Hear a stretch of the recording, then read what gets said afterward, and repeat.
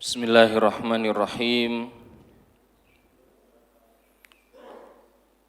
Assalamualaikum warahmatullahi wabarakatuh. Alhamdulillah hamdan katsiran thayyiban mubarakan fih kama yuhibbu rabbuna wa yardah. Wa sallallahu ala nabiyyina Muhammadin wa ala alihi wa ashabihi wa man tabi'ahum bi ihsanin ila yaumiddin. Asyhadu an la ilaha illallah wa asyhadu anna Muhammadan abduhu wa rasuluh. Allahumma la ilma lana illa ma 'allamtana innaka antal alimul hakim. Allahumma anfa'na bima 'allamtana wa 'allimna ma yanfa'una wa zidna ilman. Jamaah Masjid Al-Ikhlas a'azakumullah. Di pagi hari ini insyaallah kita akan melanjutkan pembahasan Sirah Nabawiyah yang diambil dari kitab Ibnu Hisham. Semoga pertemuan kita di pagi hari ini pertemuan yang mendatangkan ilmu yang bermanfaat, keberkahan dan maghfirah dari Allah Subhanahu wa taala. Terakhir kita telah membahas terkait peristiwa jauh sebelum lahirnya Nabi sallallahu alaihi wasallam. Pagi ini kita akan bahas lahirnya manusia terbaik di bumi ini, panutan kita, Nabi kita yaitu Nabi Muhammad SAW. Namun sebelumnya ada satu peristiwa yang perlu saya jelaskan, bahwa sebelum Rasulullah lahir, kakek Nabi SAW, ini jauh sebelum Rasulullah lahir, jadi sebelum Rasulullah dikandung, bahkan sebelum ada ayahnya. Jadi kakek Nabi itu pernah bernazar akan menyembelih anaknya kalau anak yang ke-10 ini lahir laki-laki lagi. Dan kemudian anak yang ke-10 putranya yang lahir laki-laki lagi, yaitu ayahnya Nabi SAW. Jadi orang-orang dulu ya, kalau bernazar mereka menepati janji. Nah, salah satu nazar kakeknya Nabi mau nyembelih anaknya kalau anak ke-10 ini laki-laki lagi. Dan lahirlah anak laki-laki, yaitu bapaknya Nabi, ayahnya Nabi, bernama Abdullah.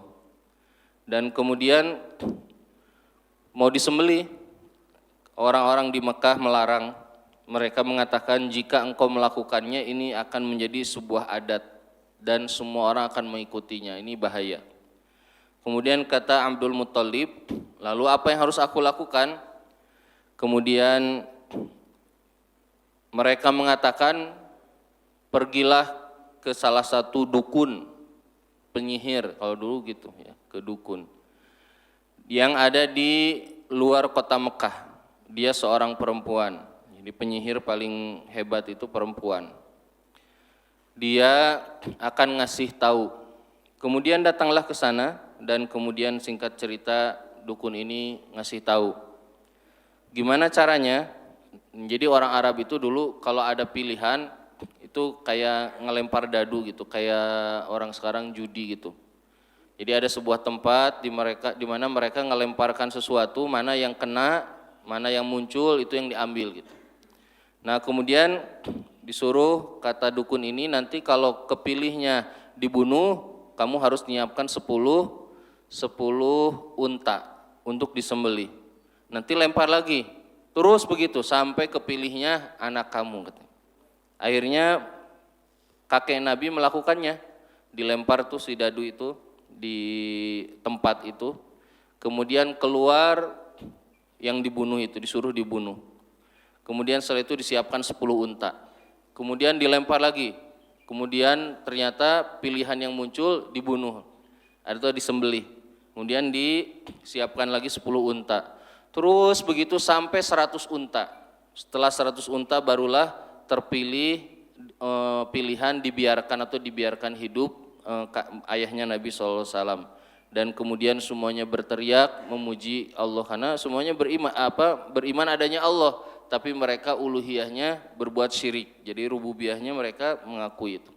Kemudian mereka bergembira dan akhirnya kemudian 100 ekor unta ini disembelih dan dibagikan ke fakir miskin di kota Mekah sebagai nazar, pembayaran atau kafarat atas nazar terhadap anaknya yang mau disembelih. Makanya Nabi SAW itu ada yang mengatakan Nabi putra dari dua anak yang pernah mau disembelih. Walaupun ini hadisnya dhaif, ya ini tidak bisa dijadikan landasan hadis di mana Nabi mengatakan aku putra dari dua ayah yang dulu pernah mau disembelih, itu Ismail dan Abdullah. Tapi ini hadisnya dhaif karena Ismail ada khilafiyah terkait Nabi Ismail, apakah dia yang disembelih Nabi Ismail atau tidak, karena jumhur mengatakan yang disembelih adalah Ishak. Baik. Sekarang kita masuk ke materi baru, yaitu lahirnya Nabi SAW. Ketika Rasulullah SAW dikandung oleh ibundanya Aminah, ada pernyataan daripada Aminah bintu Wahab, ibunda Nabi SAW. Kata Aminah, annaha utiyat hina hamalat bi Rasulillahi sallallahu alaihi wasallam faqila laha innaki qad hamalti bi sayyidi hadhil ummah fa idza waqa'a ilal ardi faquli u'idzu bil wahid min syarri kulli hasid thumma sammihi Muhammadan.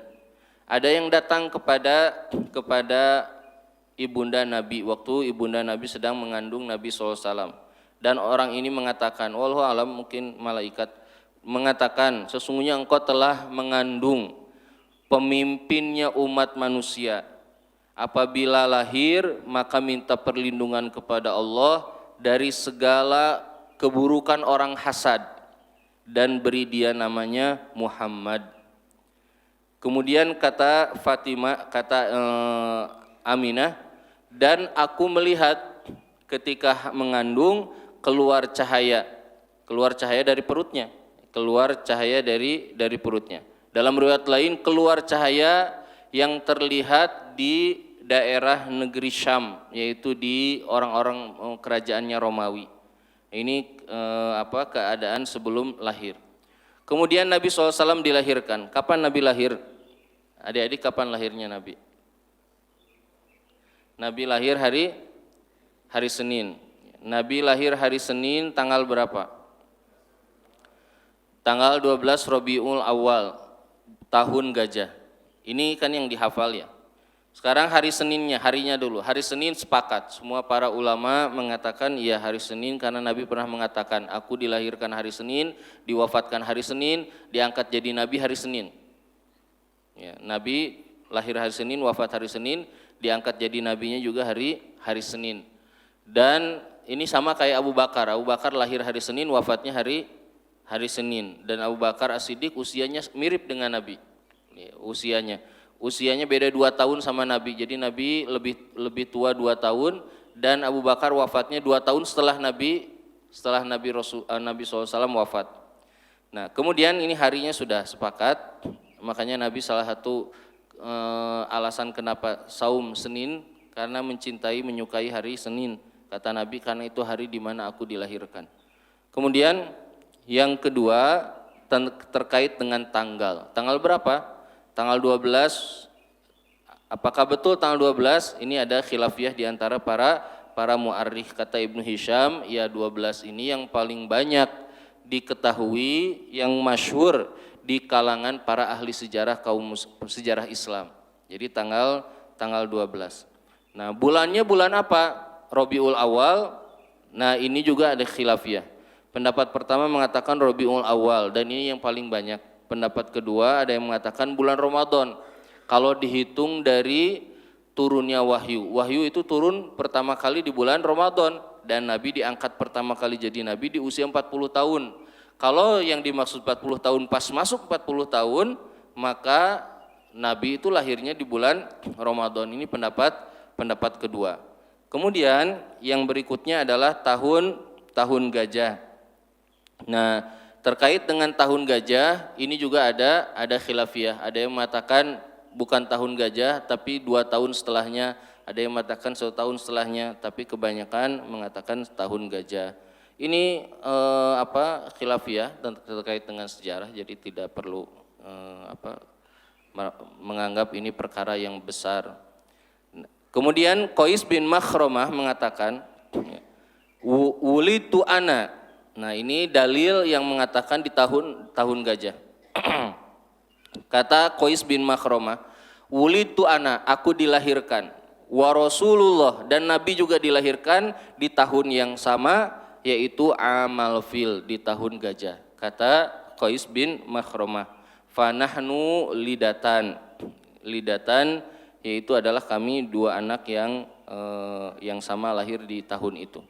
Kemudian Hasan bin Thabit radhiyallahu an mengatakan, kata Hasan, wallahi inni lagulamun yafa'ah, demi Allah aku sesungguhnya waktu itu anak yang cerdas, anak kecil tapi sudah mikir gitu. Ibnu sab'i sinin, anak usia 7 tahun, karena di zaman dahulu 7 tahun itu sudah pada pintar-pintar perawi hadis mereka itu. Dan di zaman sahabat ya, kayak misalnya Hasan dan Husain, cucunya Nabi. Cucunya Nabi ini waktu ketemu Nabi ya masih kecil-kecil, masih anak bayi, masih anak-anak 2 tahun, 3 tahun, 4 tahun.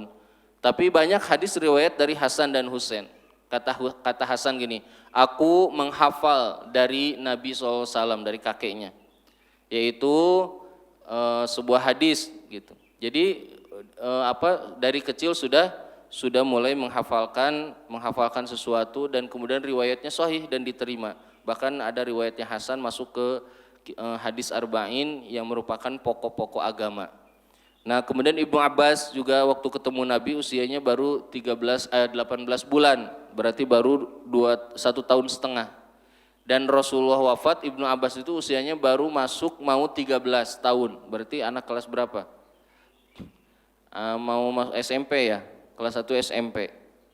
Dan Ibnu Abbas sudah menjadi seorang ahli tafsir dan disebutkan habru hadhil ummatin, tanya umat Islam. Orang anak-anak dulu ini ya, zaman dulu pinter-pinter. Dan terus begitu berubah kan tiap zaman sampai sekarang. Ini Gen Z nih sudah beda lagi dengan zaman bapak-bapak di sini yang senior-senior. Nah, ini terus perubahan generasi, dari setiap generasi kualitasnya mulai menurun, dan juga ada yang berkembangnya, ada yang menurunnya. Kemudian kata Hasan bin Thabit, aku waktu itu anak 7 tahun dan aku sudah mulai dan aku adalah anak yang cerdas. Aku hafal setiap apa yang aku dengar. Id sami'tu Yahudian. Hasan bin Thabit ini orang Madinah. Jadi di Madinah ini ceritanya. Aku mendengar ada orang Yahudi teriak di Madinah dengan suara yang sangat keras, dan dia mengatakan, ya Yathrib, hei Madinah, hai penduduk Madinah, ya ma'syaro Yahud, hei orang-orang Yahudi. Kemudian semuanya berkumpul. Kemudian dia mengatakan, wailak malak, orang-orang mengatakan, ada apa ini? Orang ini kemudian mengatakan, tala'al lailatu najmu Ahmad alladzi wulida bihi. Lihat, ini di Madinah. Orang Yahudi tiba-tiba teriak, ngumpulin orang Madinah, dan dia mengatakan, tala'al lailatu, tadi malam sudah lahir najmu Ahmad, bintangnya Ahmad. Alladzi wulida bihi, yang telah lahir dengannya. Maksudnya tadi malam. Ini orang Yahudi di Madinah. Di Madinah, dan ini kata Hasan bin Thabit ini di tahun gajah. Jadi ini salah satu dalil bahwa Nabi memang di tahun gajah lahirnya, dan Nabi disebut oleh orang Yahudi Najmu Ahmad. Najmu itu apa Pak? Bintang. Nah, kata Imam Syafi'i gini, di zaman kami bintang itu hanya disematkan kepada para ulama, dan kemudian sekarang berubah. Ya, ada bintang sepak bola, ada bintang pedangdut, ada bintang apa lagi? Ada bintang macam-macam. Ya, bintang,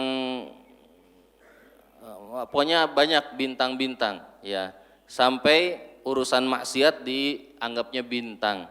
Ya, kalau yang sukses di situ disebutnya bintang. Ya, ini bintangnya model, ini bintangnya apa.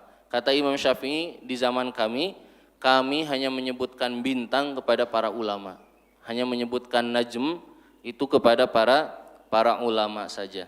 Tidak disematkan kepada selain ulama. Dan ulama yang dimaksud adalah ulama, ya bukan orang yang pandai ceramah, tapi orang yang faham ilmu agama dengan pemahaman yang kuat dan benar.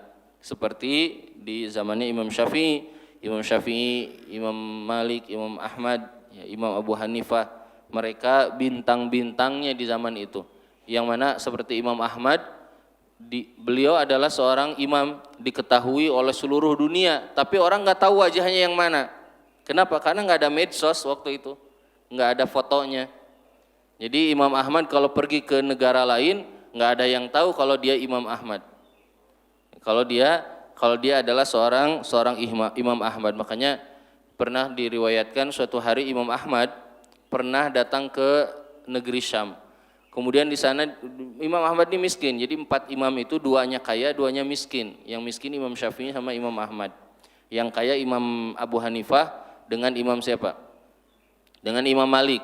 Ya, makanya Imam Abu Hanifah itu waktu masih muda, anaknya dititipkan ke masjid untuk belajar ngaji, baru bisa bicara. Kemudian dititipkan ke ustadz, gitulah. Kalau sekarang guru ngaji di masjid. Diajarin baca Al-Fatihah dan hafal dalam sehari. Kemudian Imam Abu Hanifah menjemput anaknya dan bilang, wahai guru, tunggu ya, aku ambil dulu upah mengajar hari ini. Kemudian diriwayatkan Imam Abu Hanifah pulang ke rumahnya dan membawa 40 ekor kambing membayar upah hafalan surat Al-Fatihah. Sekarang guru ngaji lebih murah daripada pelatih anjing. Ya, pelatih anjing itu digajinya 12 juta. Guru ngaji digajinya 1.500.000. Kan nggak ada penghormatan terhadap ilmu agama. Dulu Imam Abu Hanifah membawa itu 40 ekor kambing. Kata Imam Abu Hanifah, ini untuk hari ini. Memang kaya raya Abu Hanifah. Ini untuk hari ini, surat Al-Fatihah. Nanti di hari kiamat yang dibutuhkan oleh orang tua yaitu anak-anak soleh dan Al-Quran dan semua yang berkaitan dengan agama. Nah ini perlu jadi renungan ya bagi kita hari ini. Kemudian Imam Ahmad ini pernah datang ke negeri Syam, kemudian di situ nggak punya apa-apa, tinggal di masjid. Setelah sholat Isya masih ada di masjid, diusir sama marbot masjid lah kalau sekarang, diusir. Kemudian tidur di tangga masjid gitu, tangga di teras masjid, terus ditendang sana kajian di sini gitu. Disangkanya gembel. Kemudian Imam Ahmad jatuh dan kemudian jalan. Di depannya ada toko roti. Toko roti ini manggil, di sini aja katanya gitu. Kemudian dia dipersilakan Imam Ahmad tinggal di situ. Imam Ahmad kemudian dipersilakan, silakan di sini aja istirahatnya. Istirahat di situ. Imam Ahmad ini sudah dikenal di dunia. Ini tukang roti, kemudian dia ngadon roti malam harinya dan Imam Ahmad melihat orang ini gitu.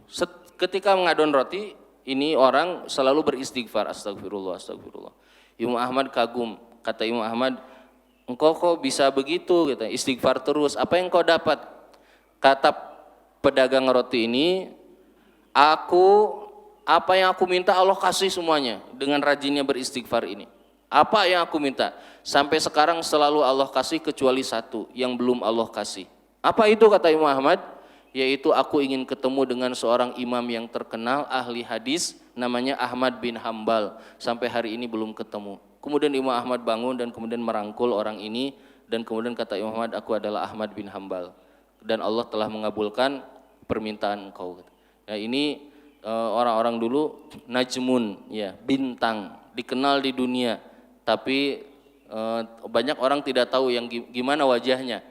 Taunya ilmunya yang tersebar adalah buku-bukunya dan pengetahuannya.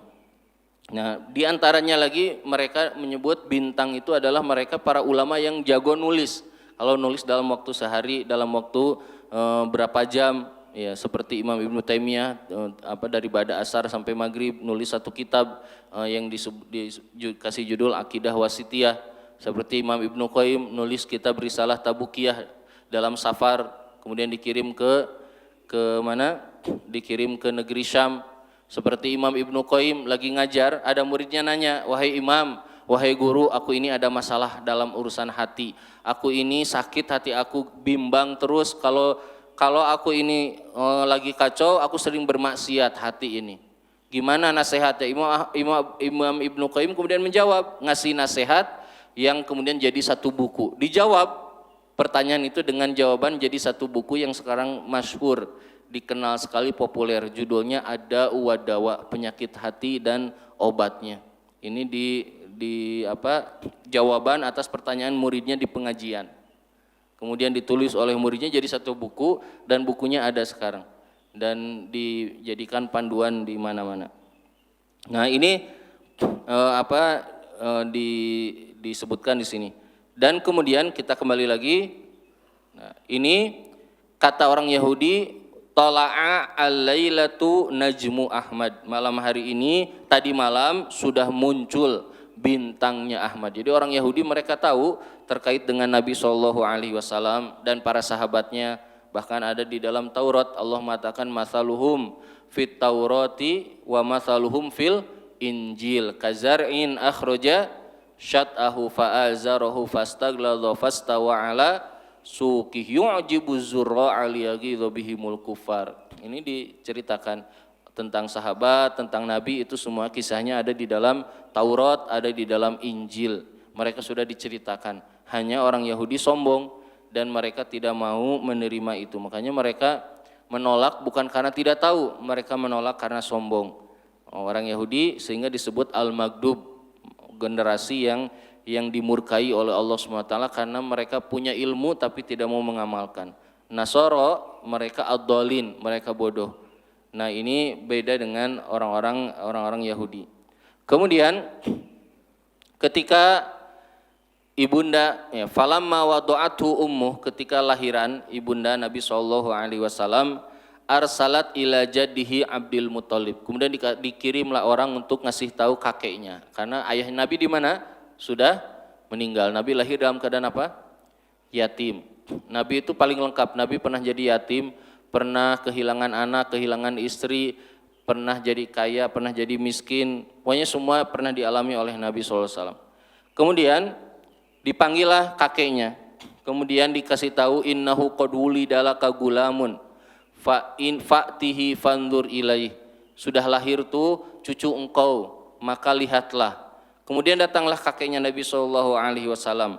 Kemudian diceritakan apa yang terjadi. Wa makila laha fihi wa ma umirat bihi antusammiyahu. Kemudian diceritakan waktu lahiran gimana, kemarin muncul cahaya, dan kemudian diminta untuk ngasih nama. Fayazumuna anna Abdul Muthalib akhadahu fadakhala bihil Ka'bah. Kemudian kakek Nabi membawa Nabi Muhammad masuk ke Ka'bah. Kemudian berdiri di Ka'bah, kemudian bersyukur meminta kepada Allah SWT. Kemudian keluar.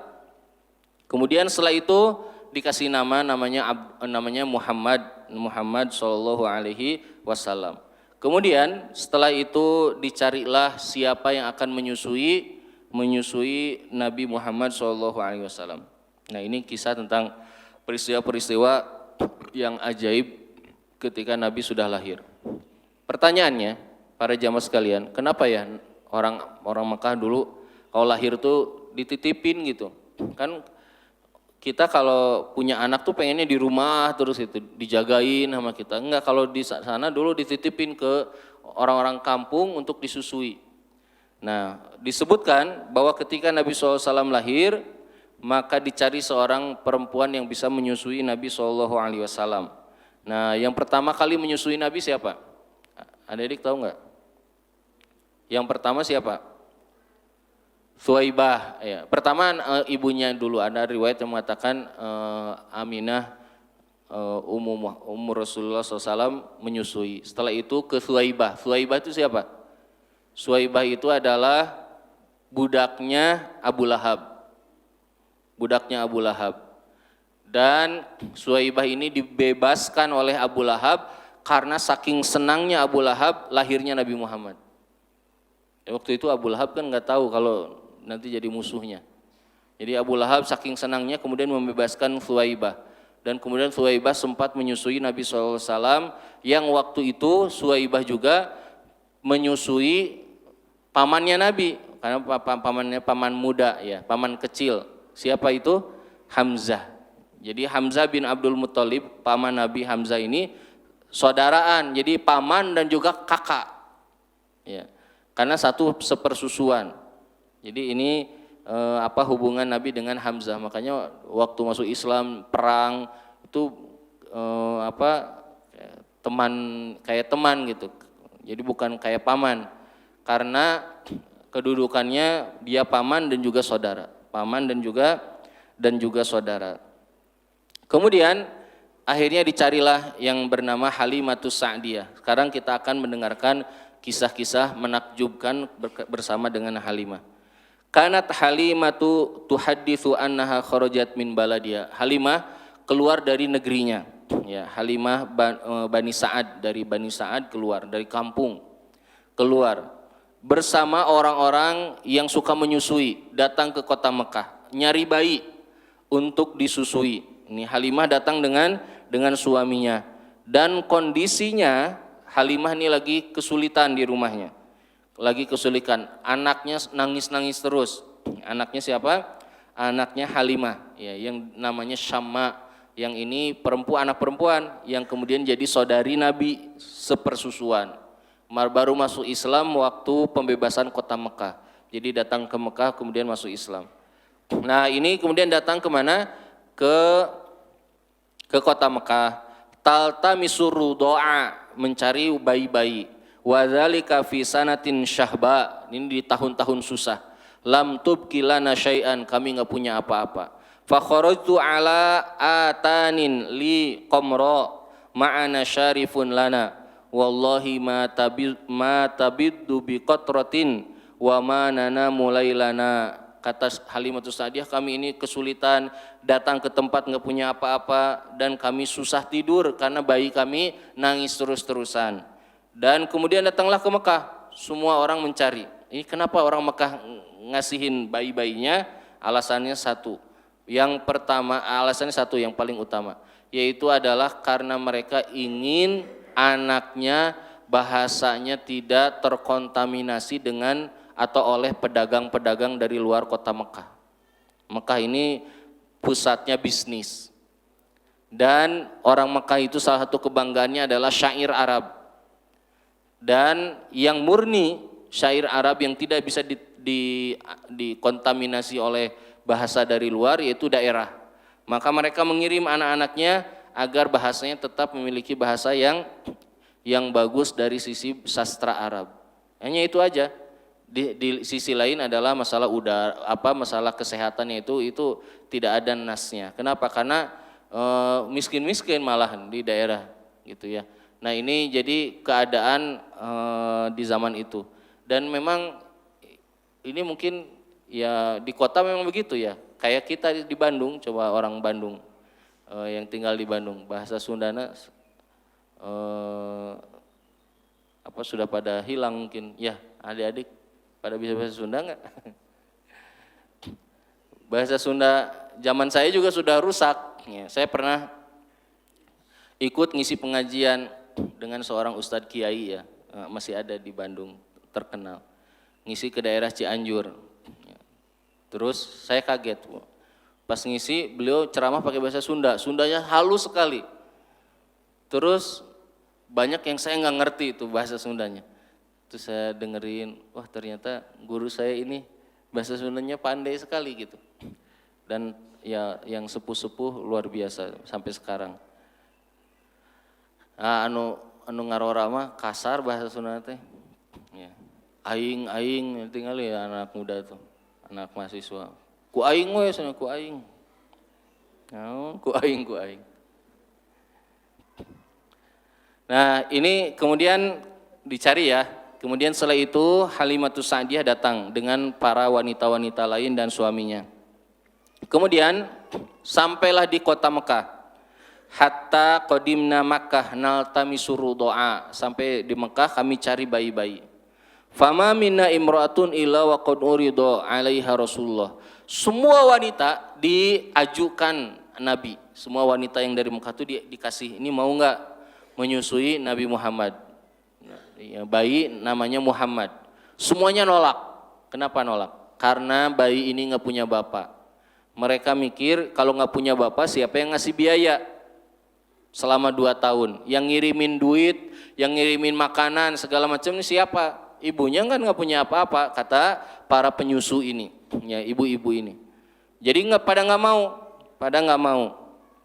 Nah, walaupun ada kakeknya, mereka bilang ya kakeknya kan mungkin aja meninggal dan seterusnya, beda dengan bapak. Gitu. Kemudian semuanya kata Halimatus Sa'diyah menolak, fata'bah menolak, ya semuanya menolak Nabi Muhammad SAW. Wadzalika ana innama kunna narjul ma'ruf min abis sobi. Semuanya mengharapkan bayi yang punya ayah yang dikenal. Ya. Kemudian mereka bilang yatim, katanya. Ini yatim. Kalau yatim apa yang bisa diharapkan dari ibunya dan kakeknya, katanya. Kemudian semuanya menolak. Semuanya sudah punya, kemudian semuanya nyari bayi lain dan semuanya sudah dapat bayi. Kata Halimatus Sa'diyah, semuanya sudah bawa bayi kecuali aku. Dan aku enggak dapat. Akhirnya kami mau pulang, udah persiapan hari harus balik lagi ke kampung Bani Sa'ad. Sudah siap-siap, keluarga sudah mau mengantarkan untuk kepergian bayi-bayinya. Kemudian Halimatus Sa'diyah belum punya bayi. Kemudian ngobrollah dengan suaminya. Kemudian kata Halimah, gimana kalau kita ambil aja itu bayi yang nggak punya bapak, daripada kita jauh-jauh ke sini nggak bawa siapa-siapa. Kemudian setelah itu kata suaminya, ya kita ambil aja. Akhirnya disetujuilah mengambil Nabi Muhammad SAW. Kemudian kata Halimatus Sa'diyah, falamma wada'tuhu fi hijri, ketika dibawa, ya dibawa, kemudian masuk jalan perjalanan, kemudian istirahat di tenda. Kemudian tiba-tiba air ASI aku menjadi penuh. Kemudian setelah itu keesokan paginya kami mulai berangkat naik keldai. Keldai yang aku tunggangi itu adalah keldai yang aku tunggangi waktu berangkat. Dan orang-orang semuanya bilang, hei Halimah, itu keldai kamu kok berubah? Kata Halimah, enggak berubah memang ini. Karena keldainya gemuk dan kemudian jalannya cepat banget, yang lain ditinggal. Kemudian langsung berubah, ini baru hari pertama. Ya, baru berangkat, nginep, terus besoknya langsung berubah. Si keldainya berubah, asinya semakin banyak. Kemudian semuanya melihat keanehan-keanehan di perjalanan. Kemudian setelah itu kata Halimah, temanku mengatakan, ya, wahai Halimah, ketahuilah ya, kamu sudah mengambil bayi yang penuh berkah. Kata teman-temannya, kamu sudah mengambil bayi yang penuh berkah. Kata Halimah, wallahi inni la arju dzalik. Kemudian berangkatlah terus, ya, sampai di Bani Sa'ad. Sampai Bani Sa'ad ini di perjalanan, ya kisahnya banyak ya. Mereka tuh kaget gitu ngelihat keldainya gemuk. Kemudian anaknya yang tadi Syamma itu tiba-tiba ceria, ketawa-ketawa, yang kemarin pas berangkat tuh nangis terus. Kemudian asinya jadi banyak. Semua orang aneh. Ya, semua orang sampai orang mengatakan, ya Halimah, itu keldai itu yang kamu pakai, yang kamu tunggangi waktu berangkat, iya. Innaha lahia, katanya, iya ini keldai aku, katanya. Kemudian mereka mengatakan, demi Allah ini berubah, katanya, ada sesuatu, katanya. Ada sesuatu. Sampailah kami di Bani Sa'ad. Kemudian sampailah di rumahnya, kata Halimatus Sa'diyah, ketika sudah sampai di rumah, kemudian kami masuk ke rumah, kemudian kami istirahat. Apa yang terjadi? Baru di hari pertama, kambing-kambing kami yang di rumah yang tadinya kurus semuanya jadi gemuk. Lihat nih barokahnya Nabi. Nabi bayi baru lahir beberapa hari. dan Halimah baru nyampe ke kampungnya. Kambing-kambing menjadi gemuk. Kemudian semuanya memiliki yang betina semuanya memiliki air susu kambing yang banyak sekali dan kami meminumnya setiap hari. Dan kemudian hewan kami bisa disembelih dan gemuk dan kemudian beranak yang sangat banyak. Kemudian kata Halimatus Sa'diyah, setelah itu kami kemudian merasakan perubahan di rumah. Semuanya berubah menjadi ceria, terang, kemudian rezekinya banyak, kata Halimatus Sa'diyah. Sampailah ya, fa kharajtu ana wa abuhu wa fawajatu qa'iman muntaqan wajhahu faltazamatu waltazamahu abuhu faqulna malaka ya bani qala ja'ani rajulani 'alaiha thiyabun bidun faj'ani wa syaqabatni. Nah, ini kisah terkait dengan dibelahnya dada Nabi. Jadi Nabi kemudian ketika di usia mau 2 tahun, Nabi SAW sedang main dengan teman, dengan anak yang satunya lagi. Kemudian dengan anaknya Halimah. Kemudian setelah itu anaknya Halimah ini lari ke rumah dan nangis. Kemudian setelah itu ditanya, kenapa? Itu Muhammad, katanya, saudara aku, dia dibunuh. Kemudian kaget, takut, semuanya lari dan Rasulullah dalam keadaan sedang tersenyum. Kemudian dipanggil, kemudian ditanya, kenapa engkau ini? Kata Nabi SAW, tadi ada 2 laki-laki, kemudian membaringkan aku di atas sebuah batu, kemudian dibelah dadaku, dibelah perutku atau dada. Kemudian setelah itu dikeluarkan sesuatu dari tubuhku, kemudian dibersihkan olehnya, kemudian dimasukkan lagi dan kemudian ditutup lagi badanku. Dan kemudian dia mengatakan, sesungguhnya engkau tidak akan bisa dikuasai oleh setan. Nah, ini tentang kisah dibelahnya dada Nabi SAW. Dan memang dibelahnya itu dibelah, ya, bukan maknawi, benar-benar dibelah. Kok bisa? Apa yang tidak bisa kalau Allah berkehendak? Lautan aja bisa dibelah pakai tongkat, gitu. Jadi pasti terjadi. Nah, kemudian Halimah setelah kejadian itu takut. Kemudian apa? Nah, ini Halimah kemudian merasakan takut. Akhirnya Halimah bawa Nabi Muhammad SAW pulang ke rumah ibundanya Nabi SAW. Dan setelah itu Nabi SAW kemudian tinggal di rumahnya. Nah, sebelum ini ada kisah ya, di mana setelah setahun itu sempat dipanggil bayi-bayi itu, mau dibalikin enggak gitu. Jadi baru setahun itu. Kemudian kata Halimah, boleh enggak ini di sini aja dulu gitu Nabi Muhammad ini. Nah, kemudian pas kejadian itu balik lagi, kata ibunda Nabi, kok katanya mau ngurus anak aku sampai besar, katanya. Kok malah balik lagi? Kemudian diceritakan Nabi SAW pernah dibelah dadanya, ada 2 laki-laki datang dan diceritakan seperti kisah yang ma'ruf ya, diketahui oleh banyak orang. Dan kisah ini dibenarkan oleh Nabi ketika Nabi sudah menjadi Nabi. Disebutkan dalam hadis sahih, kata Nabi, aku pernah dibelah dadaku beberapa kali. Pertama ketika masa kecil, kemudian yang kedua yaitu adalah ketika Nabi SAW mau mi'raj. Ini yang disepakati 2. Ada yang berpendapat 3 kali, yang ketiga yaitu ketika turun wahyu. Jadi yang disepakati adalah 2. Ketika mau Isra Mi'raj, kemudian yang pertama itu adalah ketika sedang masih bayi, dan yang kedua adalah ketika Mi'raj. Ada yang menambahkan 3 kali Nabi dibelah dadanya. Kenapa? Ya, dibersihkan hatinya. Kok kayaknya ini ya, hati itu memang kayak fisik gitu yang harus dibersihkan gitu.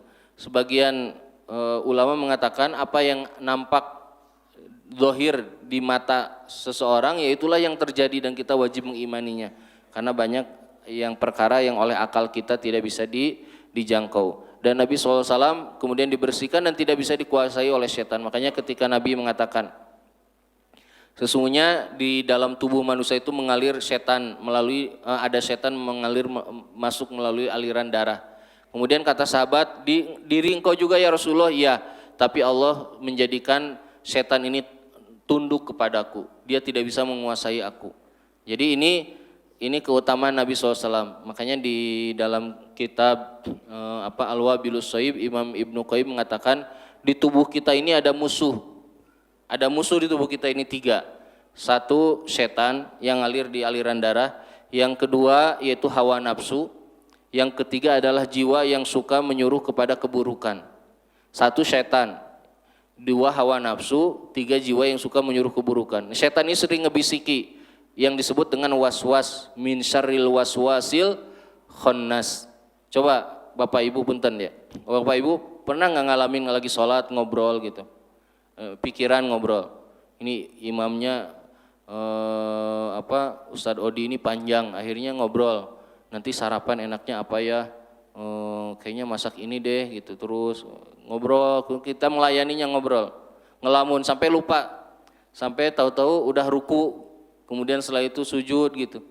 Nah ini setan membisikkan kita. Nah ketika setan membisikkan, kata Imam Ibnu Qayyim, hawa nafsu muncul atau jiwa yang mencondong kepada keburukan muncul, mendorong ini, membantu setan, menerima setan. Nah gimana cara kita melawan? Kata Imam Ibnu Qayyim, Allah ngasih kepada kita 3 senjata. Senjata pertama adalah malaikat yang suka membisikkan kebaikan pada diri kita, ini untuk melawan setan. Yang kedua yaitu adalah apa? Yaitu ilmu yang benar, yang ini bisa melawan hawa nafsu, pakai akal, pakai ilmu. Yang ketiga yaitu adalah hati kecil, yaitu disebut dengan jiwa yang menyuruh kepada kebaikan atau disebut dengan nafsul mutmainnah. Nah ini 3 senjata ini harus digunakan ketika melawan apa? Melawan bisikan-bisikan dari setan. Semua kita begitu, betul nggak Pak? Suka ngobrol gitu, pikiran kita itu suka ngobrol. Tadi saya di jalan ke sini gitu, nyobain nggak lewat tol, lewat dalam kota gitu. Kemudian saya nyalain kajian Syekh guru saya, saya nyalain, beliau orang Mesir. Saya nyalain kajiannya gitu. Kemudian di mobil saya dengerin gitu. Beberapa kali gitu, 2 kali lah tadi ngalami gitu. Tiba-tiba pikiran kemana, malah ngobrol naon gitu. Tadi diulang lagi ini sampai mana ya tadi. Setan itu min syarril waswasil khannas alladzi yuwaswisu fi sudurin nas. Enggak akan membiarkan kita, karena iblis pernah bersumpah. Kata iblis, tallahi la agwiyannahum, demi Allah aku akan menyesatkan semua mereka. Aku akan mendatangi mereka dari depan, dari belakang, dari kanan, dari kiri. Dan engkau ya Rob tidak akan menemukan mereka yang bersyukur kecuali sedikit saja. Ini sudah sumpahnya iblis. Dan kita akan digoda terus, pikiran kita ya, kemudian hati kita akan dirusak. Maka ini penting sekali untuk diwaspadai terus-terusan. Nah ini Nabi dulu dibelah dadanya dan kemudian Nabi SAW dibersihkan. Ini kisah-kisah yang terjadi ketika Nabi SAW masih kecil sampai usia 2 tahun dari lahir, dan kemudian diambil oleh Halimatus Sa'diyah, yang kemudian Halimatus Sa'diyah ini tidak ada riwayat yang menjelaskan apakah masuk Islam atau tidak. Yang ada hanya terkait dengan Syamma, yaitu adalah putrinya yang baru masuk Islam ketika pembebasan kota Mekah. Nah ini terkait dengan Halimatus Sa'diyah. Kemudian setelah itu ibundanya Nabi SAW meninggal. Kapan ibunda Nabi meninggal? Siapa yang tahu?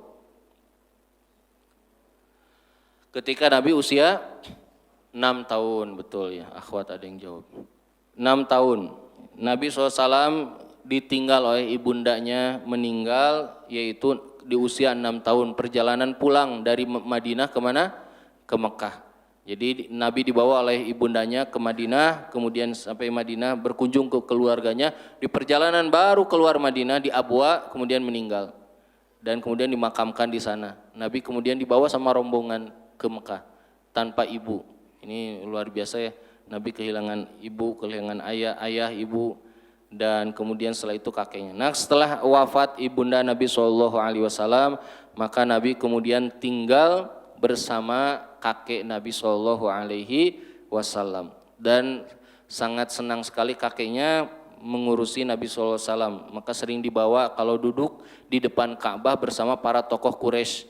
Maka Nabi selalu diajak duduk di kursinya Abdul Muttalib karena memiliki kedudukan di kota Mekah. Fakana Rasulullah SAW ya'ti wa huwa gulamun, datang kepada kakeknya dalam masih kecil dan suka duduk di tempat duduknya kakek Nabi SAW. Orang-orang suka bilang, hei jangan anak kecil. Kemudian kakeknya bilang, da'u ibni, biarkan anak aku ini. Sesungguhnya, ini kata kakeknya nih, fa wallahi inna lahu lasya'nun. Demi Allah sesungguhnya anak ini akan jadi orang besar.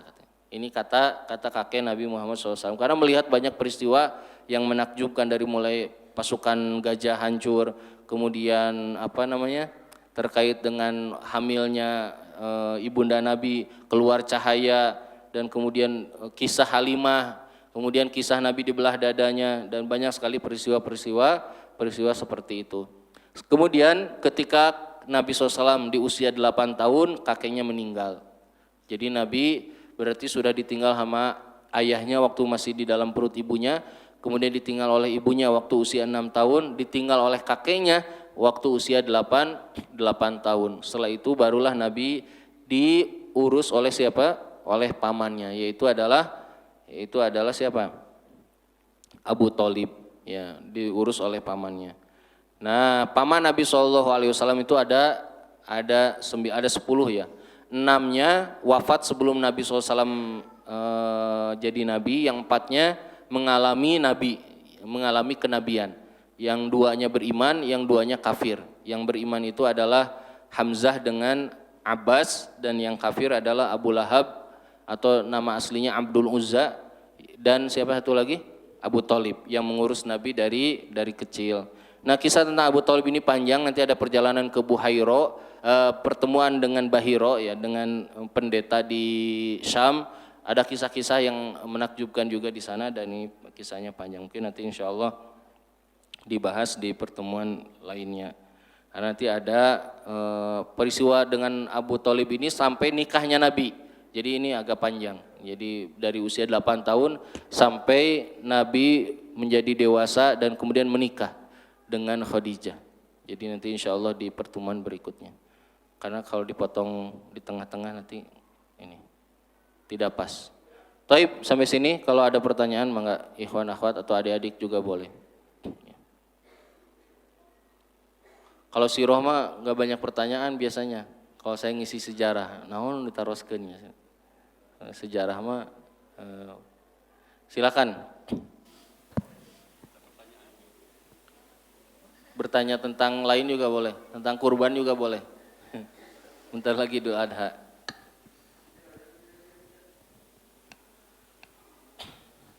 Assalamualaikum warahmatullahi wabarakatuh, Ustaz. Waalaikumsalam warahmatullahi wabarakatuh. Ya, Ustaz, ketika membahas sirah itu, dia selalu dihubungkan dengan sebelum kelahiran Rasul, kemudian kelahiran Rasul, dan terus sampai Rasul itu meninggal gitu ya. Nah ini tentu kita sebagai seorang muslim ya, kita mengimani apa yang terjadi tersebut kepada Rasulullah. Kemudian kadang-kadang kita bisa menghubungkan skenario Allah itu ya memang seperti itu ya, seperti itu dahsyatnya gitu, untuk menyiapkan seorang Rasul.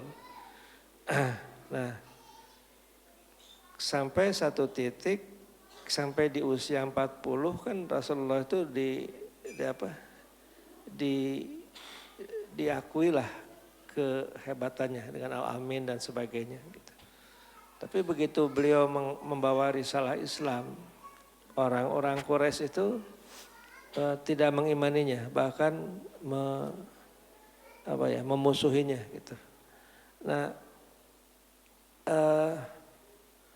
penyebabnya itu apakah karena memang betul ya, karena memang beliau itu menyerukan kepada penyembahan kepada satu Tuhan saja, atau yang kebaikan yang demikian banyak itu banyak sama sekali banyak yang tidak seolah-olah berbalik. Ya, itu gimana Ustaz? Ya, ini pertanyaannya bagus sekali ya. Kenapa kok langsung orang Mekah itu memusuhi Nabi? Padahal berpuluh-puluh tahun itu, wah pokoknya Nabi itu top lah di Mekah tuh gitu. Ada masalah tuh pasti ke Nabi gitu. Kenapa kok berubah?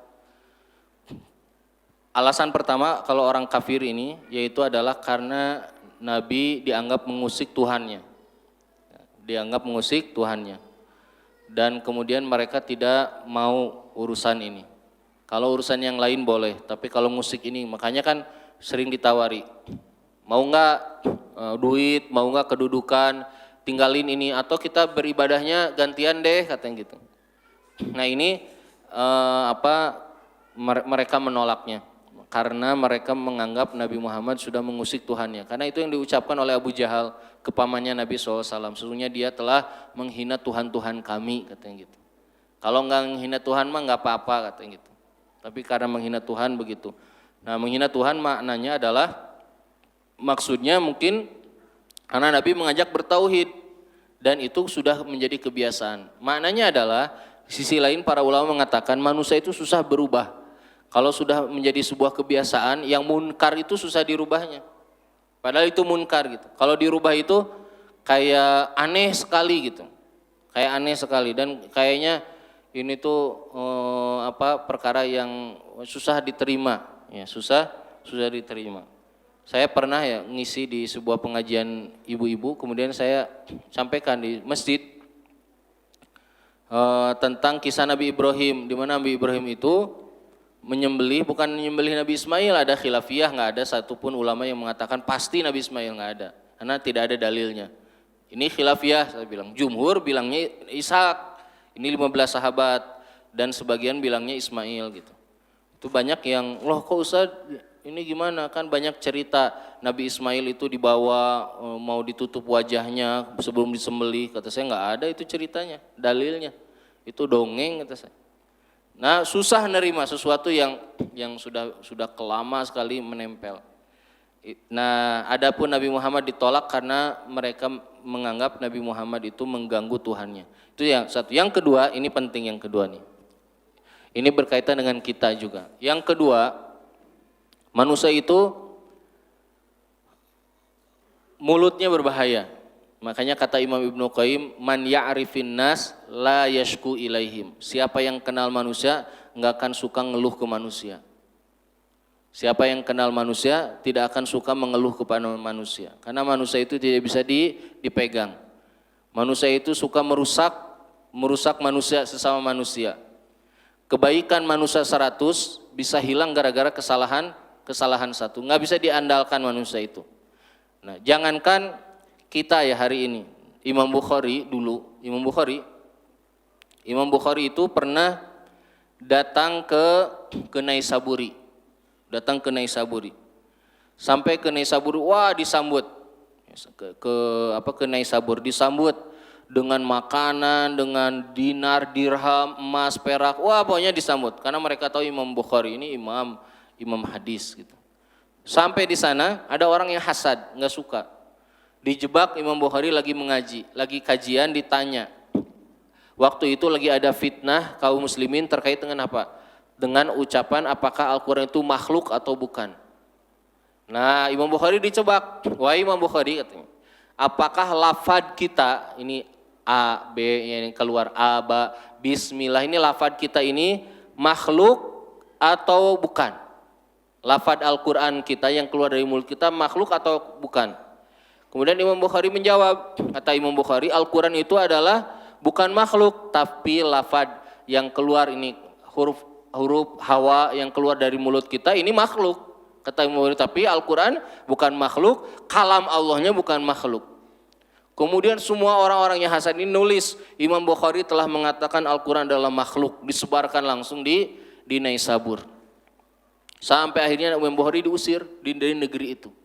Yang tadi datangnya disambut oleh satu negara dan kemudian pulangnya diusir. Cuma 2 orang yang nganterin Imam Bukhari keluar dari Naisabur.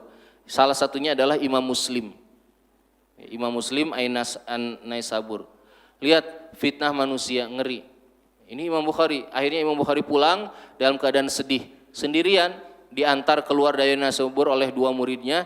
Ya, salah satunya Imam Muslim. Kemudian jalan naik unta kemudian di perjalanan kata Imam Bukhari, ya Rob ikbidni, ya Allah wafatkan aku. Bumi sudah menjadi sempit bagiku. 3 hari kemudian Imam Bukhari meninggal. Nah ini Imam penulis kitab Sahih Bukhari, kitab paling benar setelah Al-Quran. Hidupnya begitu, apalagi kita. Makanya kalau kita difitnah, diomongin orang, santai aja, manusia begitulah. Kata Imam Ibnu Qayyim, kalau kenal manusia nggak akan suka laporan ke manusia. Manusia nggak bisa dijadikan sandaran. Manusia itu partner, manusia itu sahabat, teman, tetangga, keluarga, tapi manusia bukan sandaran kita. Nah ini yang terjadi pada diri Nabi Muhammad.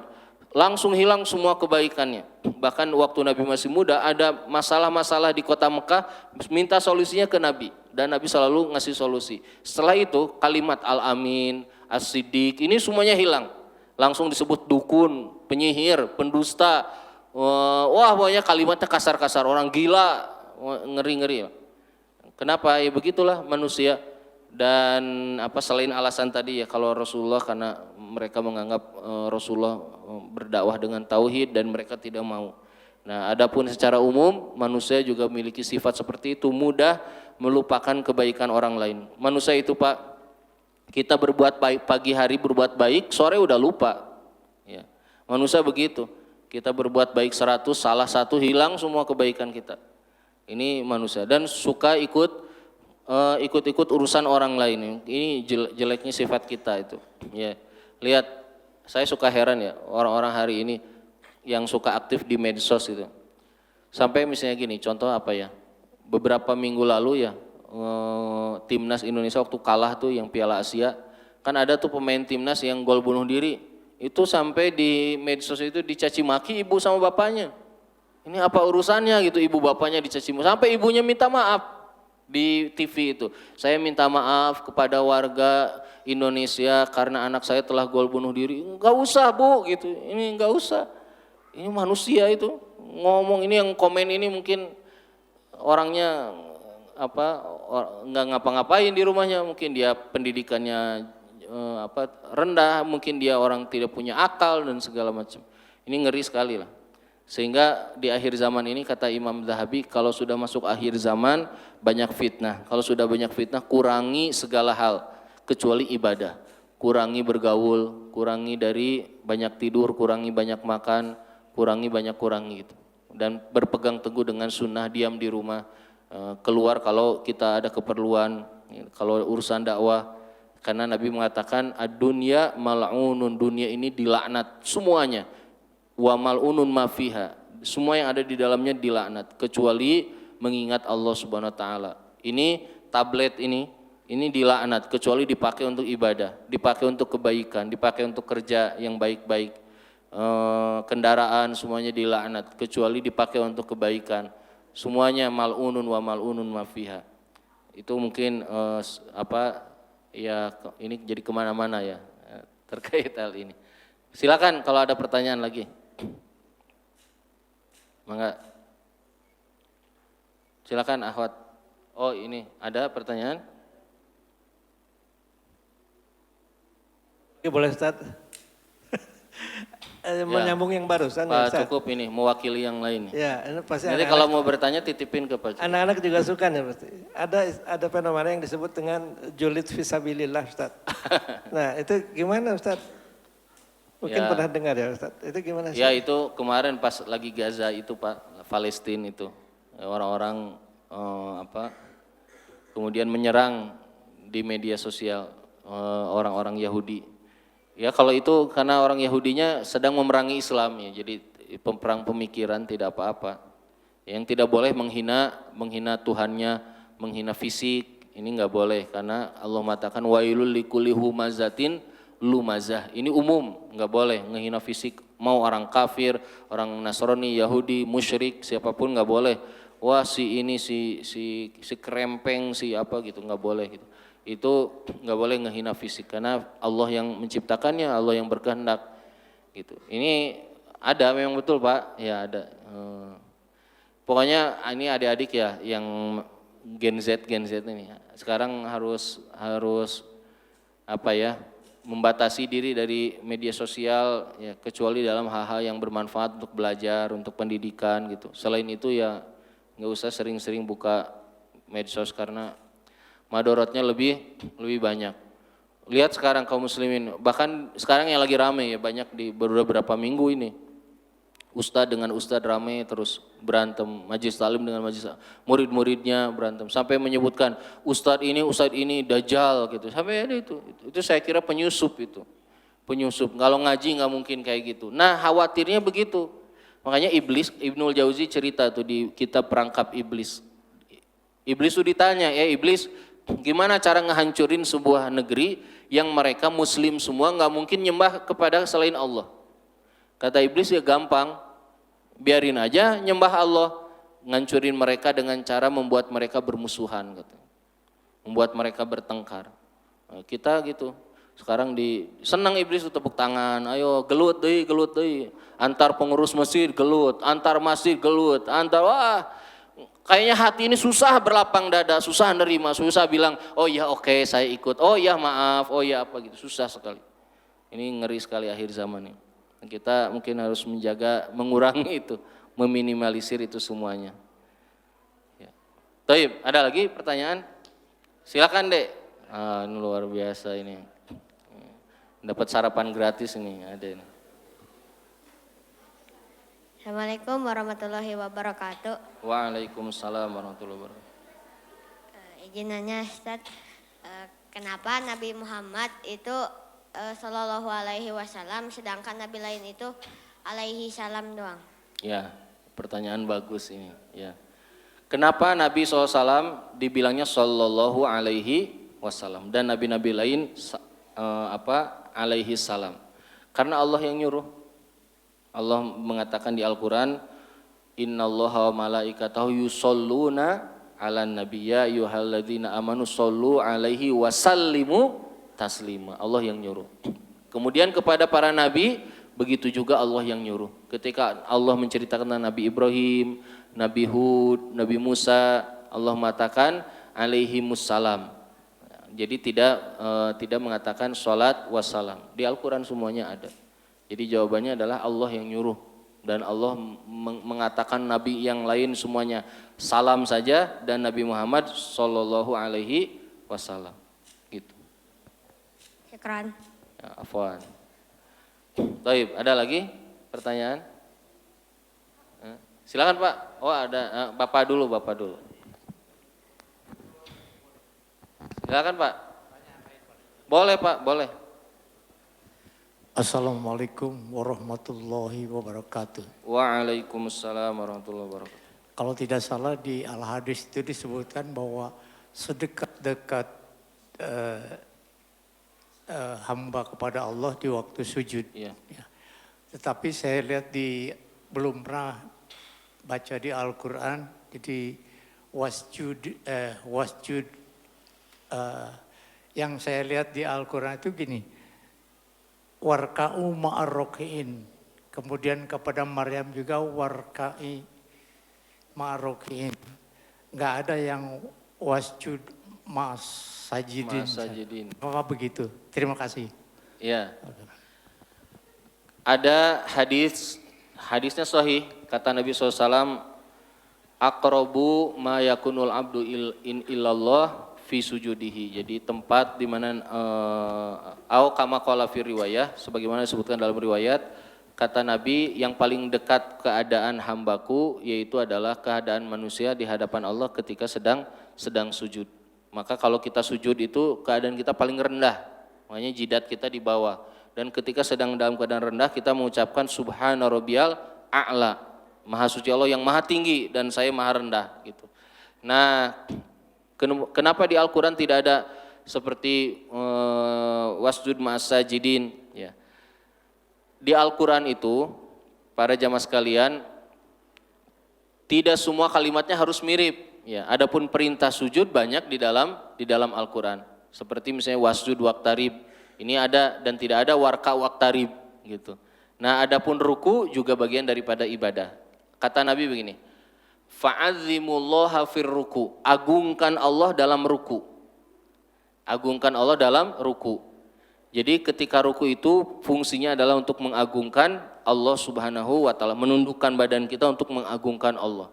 Dan sujud kita untuk menyatakan kerendahan diri kita dan Allah Maha tinggi.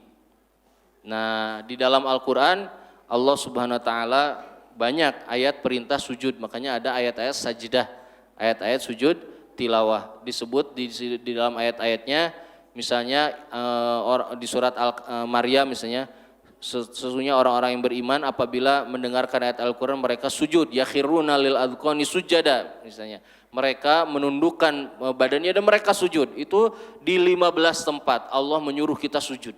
Dan tidak ada Allah menyuruh kita ruku. Di 15 tempat untuk 3 madhab. Kalau madhab Syafi'i 14 tempat, surat Shad tidak. Jadi Allah menyuruh kita sujud. Untuk turun ke bawah langsung sujud. Dan ayat-ayatnya berkaitan dengan ciri orang-orang beriman yang sujud. Yang kalau mendengarkan ayat Allah, kalau mereka diperintah sama Allah, mereka sujud tunduk kepada Allah SWT. Dan ini ada di 15 tempat di dalam Al-Quran. Kita disuruh sujud yang disebut dikenal dengan sujud tilawah. Bahkan ada ayat sajdah. Ada khusus ayat tentang sujud. Surat sajdah, maaf. Surat sajdah ini surat isinya di dalamnya adalah perintah tentang sujud. Ya, disebut dengan surat yang disunnahkan untuk dibaca setiap kapan? Setiap hari Jumat di sholat subuh. Gitu. Nah itu sedikit, mudah-mudahan bisa terjawab. Taib, mungkin tadi satu lagi terakhir akhwat tadi ada yang ngacung tuh di belakang. Atau ibu-ibu ya atau siapa? Silakan terakhir ini.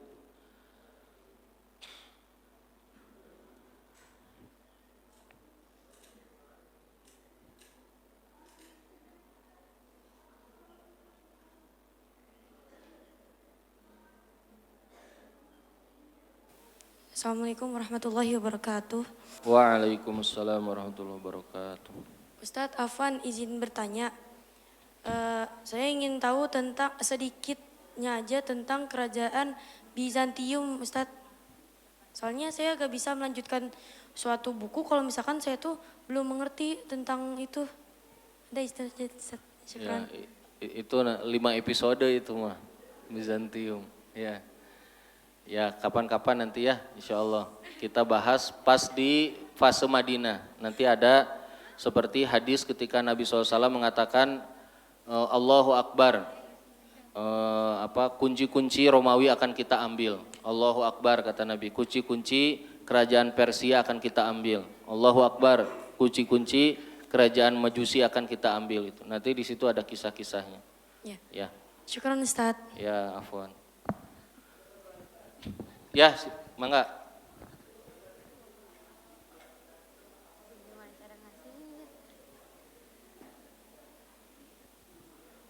Ya. Ya, itu yang melihat warga Mekah. Tanda-tanda kenabian. Berhubungan dengan apa? Akhir zaman. Akhir zaman itu nanti. Bukan, kalau itu akhir zaman api ya, beda lagi. Oh, api. Iya. Kalau ini tentang kemenangan. Jadi Nabi akan menguasai negeri Syam, negeri Persia. Syam dulu kan pusatnya Romawi, Pak. Pusatnya Romawi yang kemudian kan mundur ke mana di zaman Umar tuh mereka mundur sampai ke Istanbul itu ya. Nah, jadi ini tentang tanda-tanda kenabian. Adapun nanti api di akhir zaman yang muncul dari negeri Syam ini beda lagi. Oh beda lagi itu. Beda oh lagi. Bukan tidak ada. Bukan itu. Kalau apakah kita boleh berdoa ketika dalam posisi sujud ketika kita di luar sholat? Iya. Ketika sholat? Di luar sholat. Di luar sholat sujud berdoa? Iya sengaja. Enggak apa-apa. Enggak apa-apa. Iya enggak apa-apa. Di dalam sujud juga enggak apa-apa. Pakai bahasa lain juga boleh. Apakah lebih bagus gitu atau bahasa atau Sunda sama aja? Ketika posisi sujud, ketika tidak sholat. Ya lebih bagus begini kalau lagi di luar sholat. Kecuali kayak sujud syukur, ya. Jadi kita berdoa begini. Karena ada hadis kata Nabi SAW, sesungguhnya Allah malu untuk menolak hambanya yang mengangkat tangannya. meminta kepada Allah, ini hadis sahih. Jadi afdolnya begini, tapi kalau lagi sholat, afdolnya di dalam sujud. Kalau lagi sholat. Dan boleh doa apa aja, bahasa apa aja. Yang termasuk dalam sholat, tidak apa, bahasa Sunda, bahasa Jawa. Ya. Kayak khutbah Jumat gitu ya, nggak apa-apa berdoa. Aneh suka ini ya. Saya kalau khutbah tuh kan suka berdoa tuh. Wah Ustadz ini kok doanya kayak gitu pakai bahasa Indonesia katanya gitu, doa sendiri. Ini bid'ah gitu. Soalnya kalau kayak di Madinah, di Mekah itu ya doa aja gitu, bahasa Arab. Itu doa bikinan juga kata saya Sudes tuh kalau doa ya doa bikinan saya Sudes. Cuma pakai bahasa Arab karena nggak bisa bahasa Sunda saya Sudes gitu. Jadi Anda aja yang nggak ngerti. Ya bikinan. Ya Allah, kondisi kami begini di negara kami, di dunia ini, tolonglah kami. Bikinan para imam-imam di Masjid Nabawi, Masjidil Haram gitu. Terus sekarang kita berdoa, terus ya Allah ampuni dosa kami, ini bid'ah Ustaz ini. Gitu. Kasihan orang-orang nggak belajar itu. Baik, kita akhiri sampai sini materi di hari ini. Ya saya mohon izin mau langsung pulang karena pagi ini ada mulazamah sama Syekh di rumah dari hari kemarin, jadi harus cepat pulang. Semoga ilmu yang dikaji bermanfaat. Insyaallah kita bertemu lagi di pertemuan berikutnya. Subhanakallahumma bihamdika asyhadu an la ilaha illa anta astaghfiruka wa atubu ilaik. Walhamdulillah. Assalamualaikum warahmatullahi wabarakatuh.